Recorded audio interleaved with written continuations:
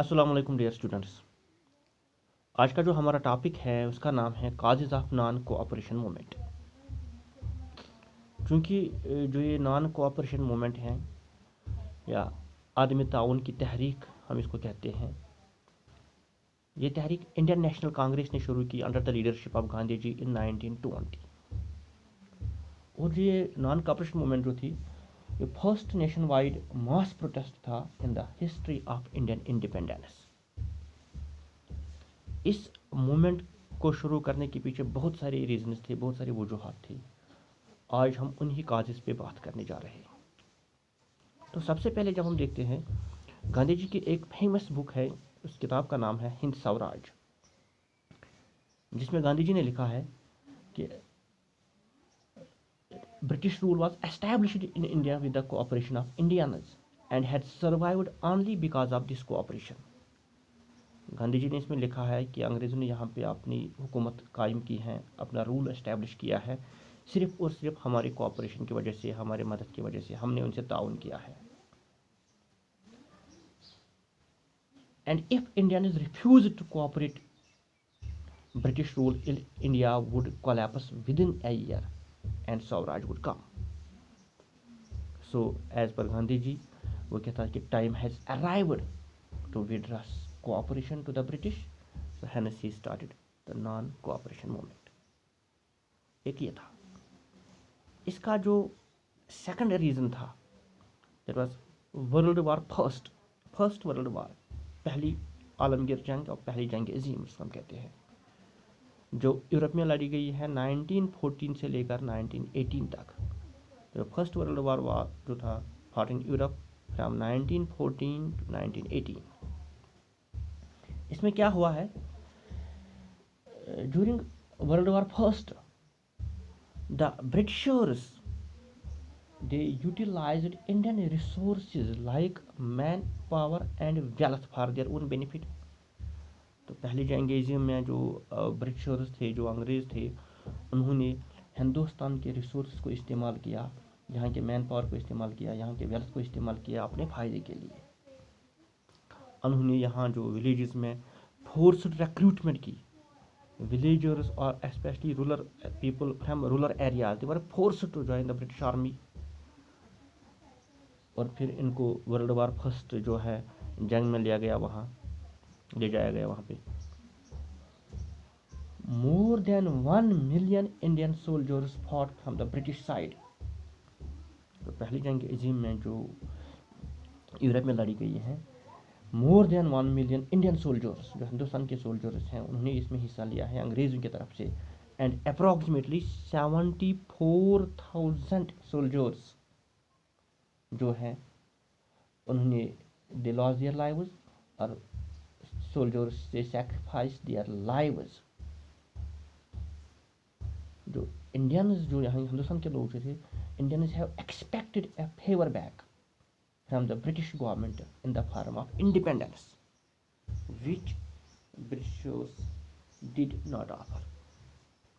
तो पहली जंग अज़ीम में जो 1914 से 1918 तक चली, इसमें हम देखते हैं कि अंग्रेज़ों ने हिंदुस्तान के रिसोर्स को इस्तेमाल किया, यहाँ के मैन पावर को इस्तेमाल किया, यहाँ से सोल्जर्स को ले जाया गया।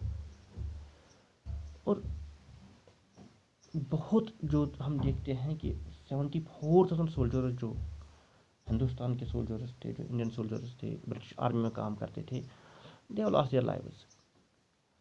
हिंदुस्तान के लोगों को एक्सपेक्ट कर रहे थे कि जंग ख़त्म होने के बाद हमें कुछ इंडिपेंडेंस मिलेगी, हमें कुछ रिफॉर्म्स जो मिलेंगे, हमारे हार्डशिप जो है वो कम हो जाएंगे।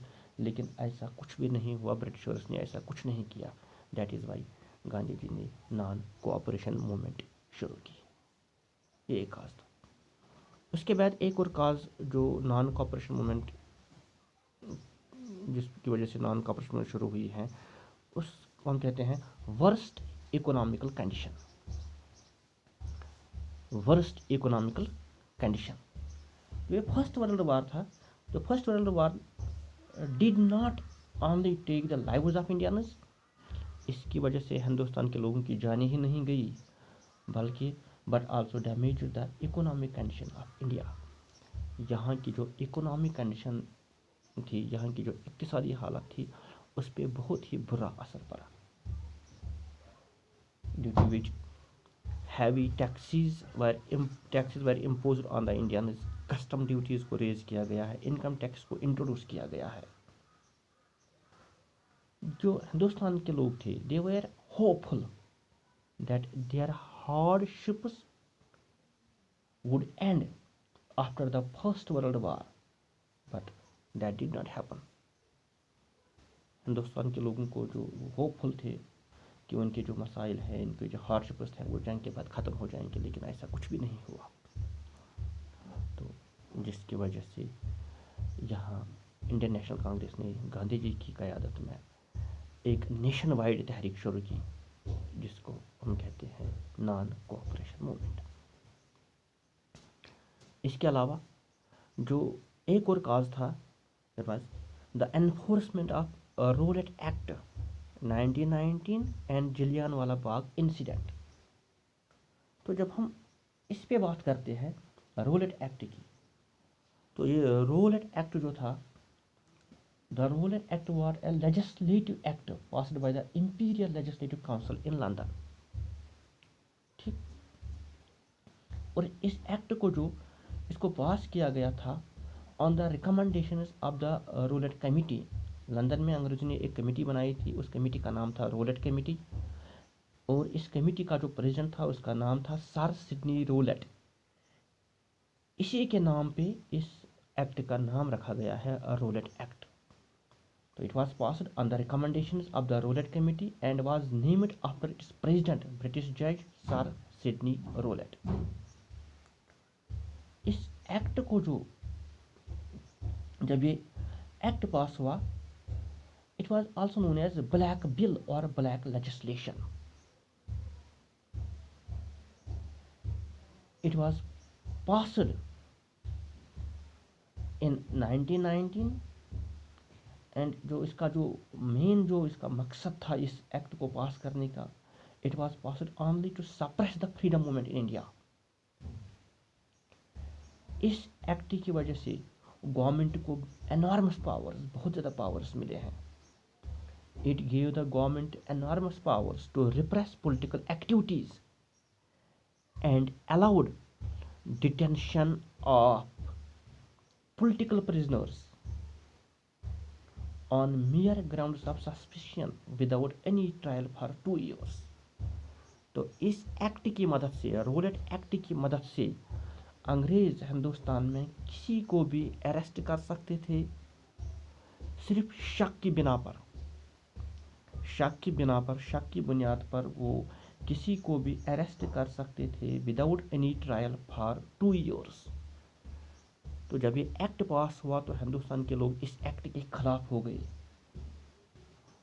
सो Mahatma Gandhi launched a non cooperation movement against Rowlatt act. इसके अलावा इसके और भी काजेज थे इस तहरीक के कि क्यों इंडियन नेशनल कांग्रेस ने गांधी जी की क़यादत में नॉन कोऑपरेशन मूवमेंट अंग्रेज़ों के खिलाफ शुरू की। इसके बहुत सारे काजेज हैं, तो इंशाल्लाह जो बाकी काजेज हैं वो हम अगले लेक्चर में पढ़ेंगे। Thank you.